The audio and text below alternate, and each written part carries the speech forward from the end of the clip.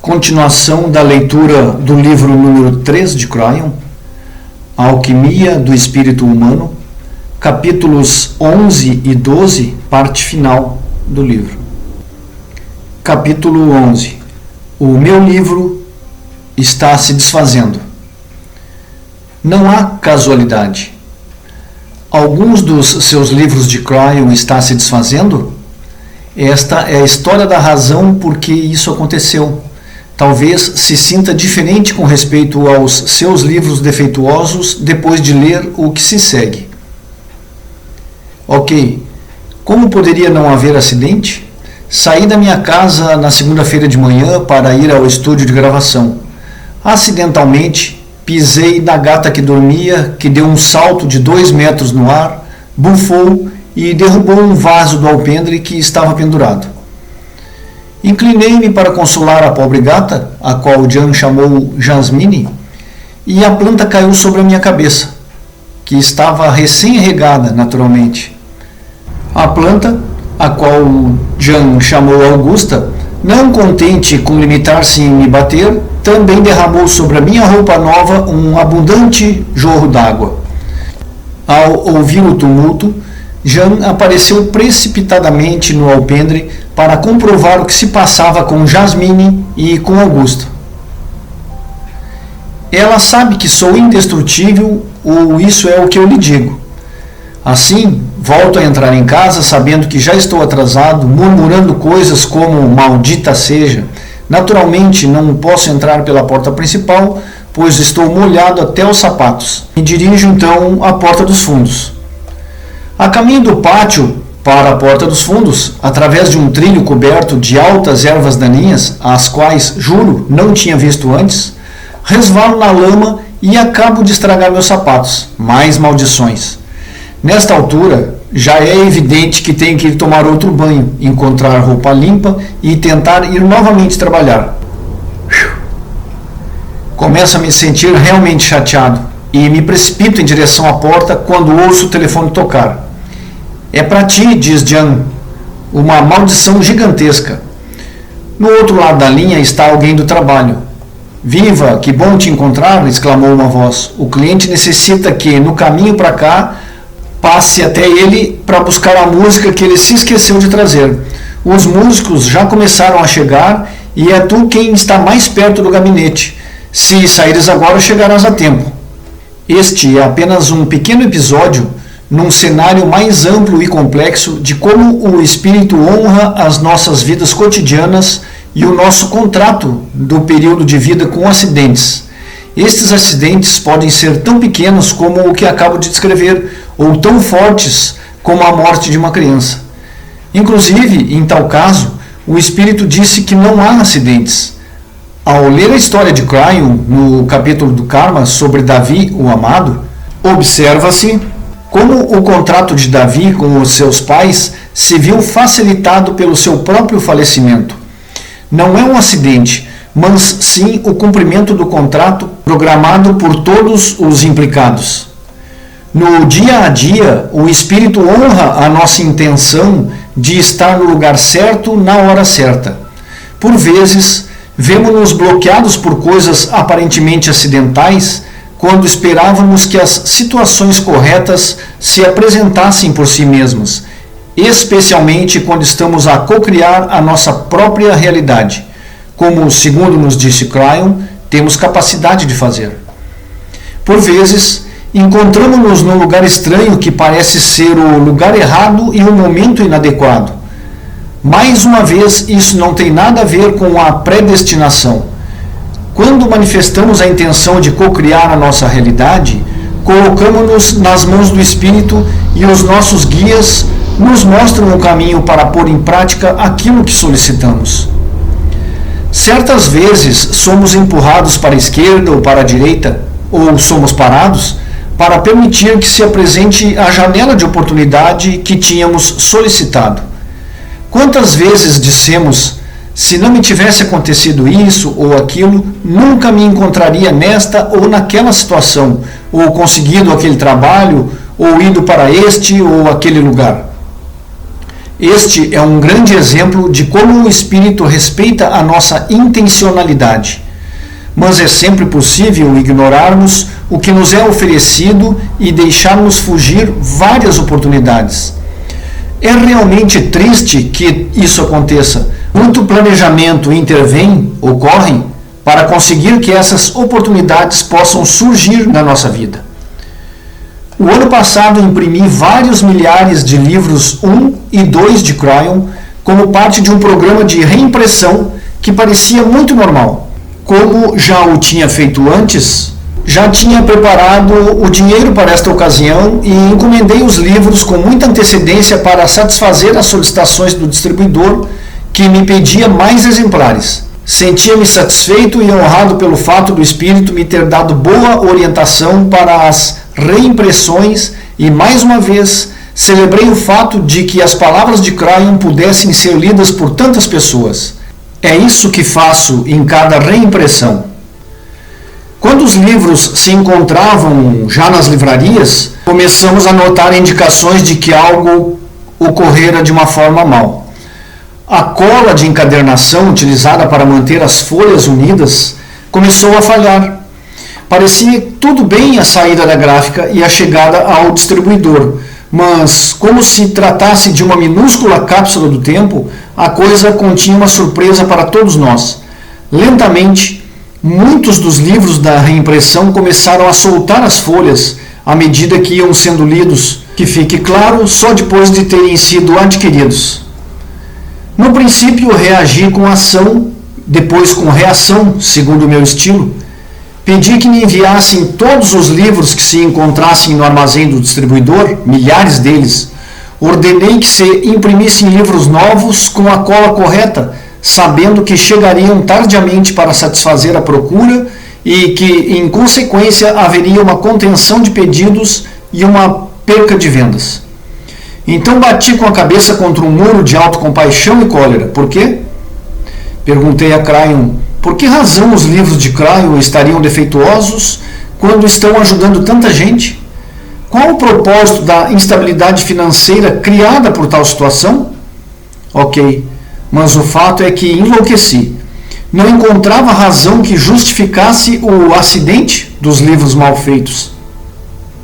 Sabia como funcionava a cocriação e, acredite-me, não me lembrava de haver cocriado nada do que estava acontecendo. No seminário de Sedona, eu falei às pessoas sobre este episódio. Então, ao perguntar por quê, levantou-se um homem que me ofereceu uma resposta. Porque o senhor escolheu o encadernador mais barato. Depois de lhe torcer simbolicamente o nariz e lhe oferecer para apresentar a minha planta e a minha gata, disse-lhe que não era este o caso, ainda que tenha sido um momento muito divertido de ter rido muito por causa da sua engenhosa resposta, oferecida num momento muito adequado. Detesto quando aqueles que assistem ao seminário se apresentam mais divertidos que eu próprio. Procuro que cada uma das partes do trabalho com Cryon seja de máxima qualidade, e o mesmo posso dizer com relação à impressão dos livros. Tinha simplesmente a sensação de que tudo isso era um grave erro. Assim perguntei a Cryon: fui eu quem criou essa situação? E a resposta foi: criaste-a quando pedistes que o trabalho de Cryon chegasse a todos os que deveriam tê-lo. Não entendi. Uma semana mais tarde, encontrava-me a conversar com a compradora de um dos meus maiores distribuidores. Chamei-a para informar das últimas notícias sobre quando chegariam os livros que iriam substituir os defeituosos.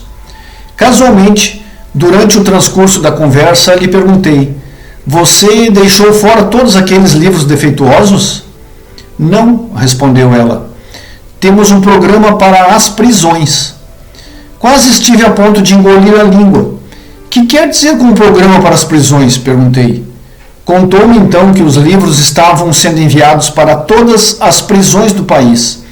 E continuou dizendo-me que, como editor de Cryon, seria difícil eu conseguir que os livros chegassem às prisões, devido às restrições governamentais. Os livros tinham que ser defeituosos para entrarem no programa.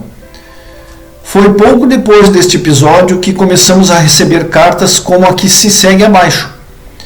A má colagem acidental dos livros de Cryon permitiu que eles chegassem às mãos de humanos que se encontravam nos cantos mais escuros do país, humanos que necessitavam receber a notícia sobre a nova energia e tomar decisões como você e eu.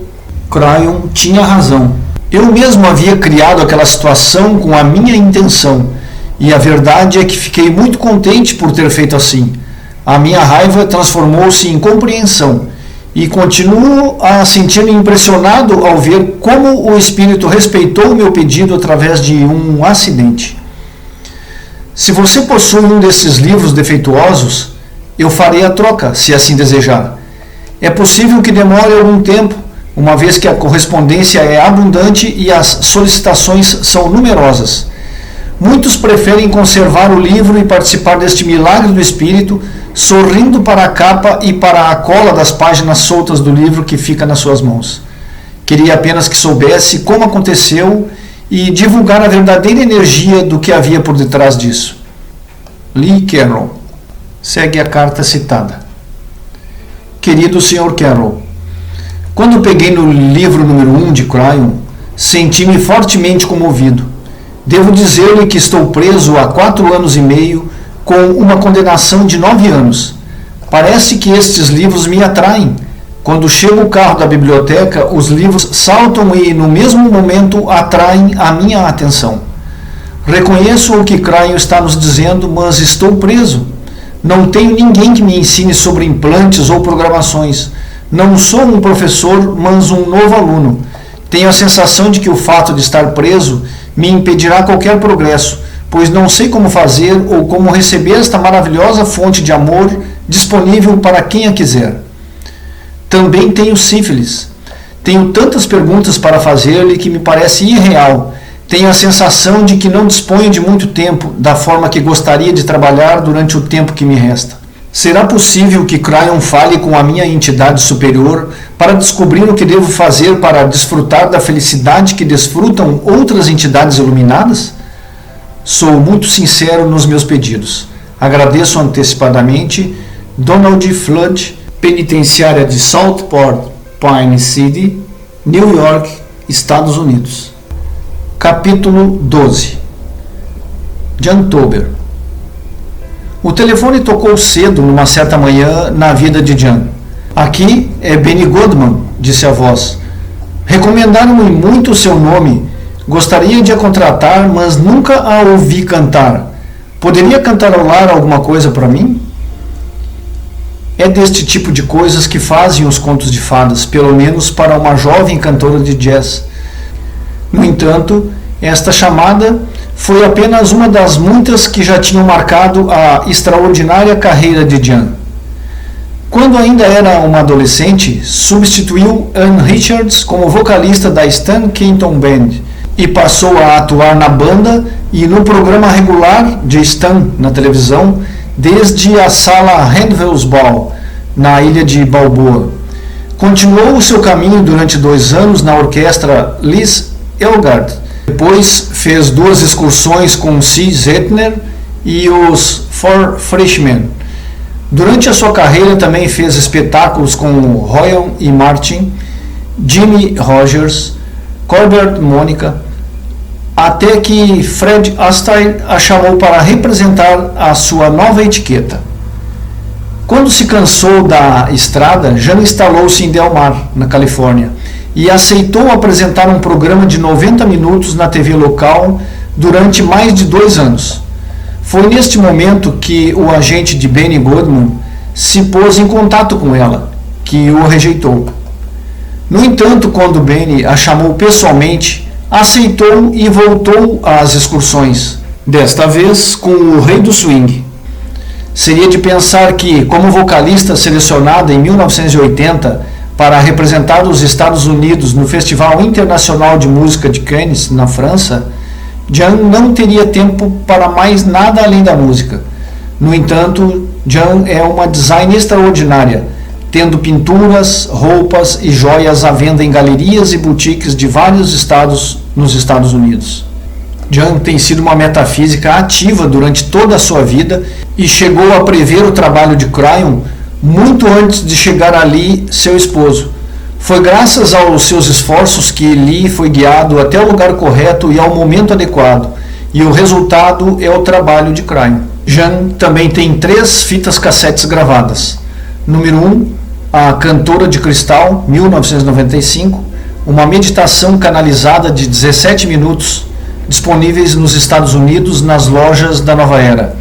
Esta fita é eficiente para gerar estados de paz e para a cura. Temos recebido cartas dizendo isso. 2.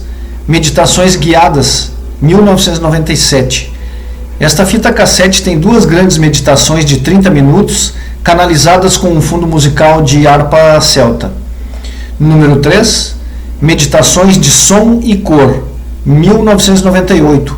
Um CD com o exercício que abre todos os seminários de Cryon. Jan continua a oferecer a sua voz e outros talentos que possui para mudar o planeta. Lee Carroll.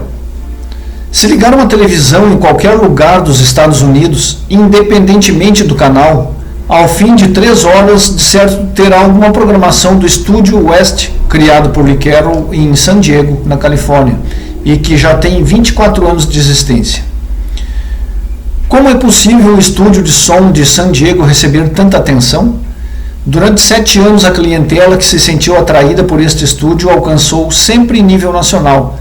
Clientes como o NBC, CBS, Budweiser, Michelob, American Airlines, Western Airlines, Levi's, Mars, Suzuki, Chevrolet e Walt Disney. Os sons procedentes do estúdio de Lee sempre estão a ser emitidos num momento ou no outro. A esta clientela acrescentou-se o fato de ser líder mundial em produção musical, material genérico que se escuta constantemente em programas de desporto, notícias, anúncios locais e televisões por cabo, e de difusão.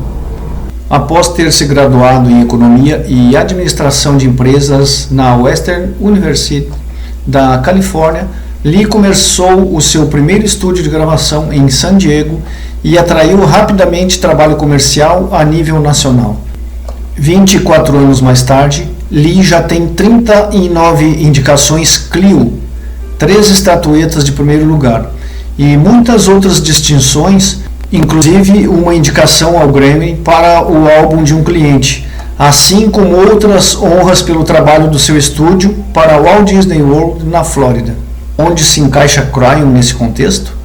Segundo as palavras de Lee, ele teve de me dar um murro entre os olhos para demonstrar que a experiência de Cryon era algo real. Mas em 1989 foi o momento chave em que o primeiro psíquico lhe falou de Cryon. 3 anos mais tarde, outro psíquico que nada tinha a ver com o primeiro disse-lhe as mesmas coisas. Inclusive chegou a soletrar o nome de Cryon durante uma sessão.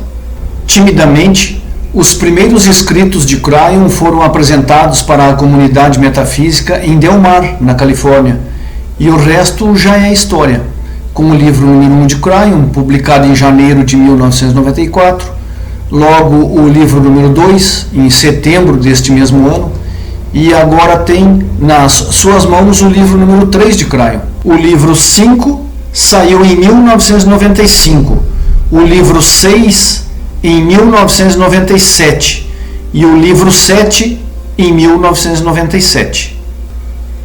Lee e Jan começaram os grupos de luz de Cryon em Del Mar em 1991 e passaram rapidamente de uma sala de estar para a igreja da cidade, com capacidade para 300 pessoas. Presentemente organizam reuniões pelo mundo todo com assistências superiores a 1000 pessoas. Em 1995, Lee foi convidado para apresentar Cryon nas Nações Unidas, uma iniciativa de um grupo chamado Sociedade para a Iluminação e Transformação. Este evento teve tanto impacto que foi convidado para regressar no ano seguinte. Em 1998, fez uma terceira apresentação. Lee continua presentemente com o trabalho de Cryon e mais livros estão programados para 1999. Ajuda através do magnetismo. Distribuídos por todo o planeta, há maravilhosos facilitadores magnéticos e pessoas dotadas de grandes conhecimentos, cujo trabalho se vê impulsionado pela nova energia. Por acaso está considerando a hipótese de curar com ímãs? Alguns também estão interessados na proteção magnética, tal como sugeriu Cryon. Se buscam os meios e não sabem a quem perguntar, o melhor a fazer é ir na livraria metafísica mais próxima e perguntar por eles.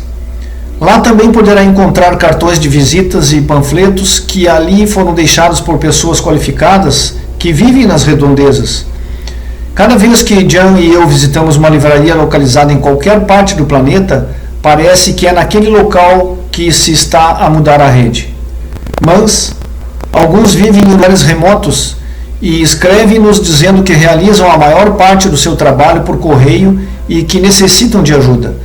Neste sentido, aqui estão duas excelentes fontes de informação.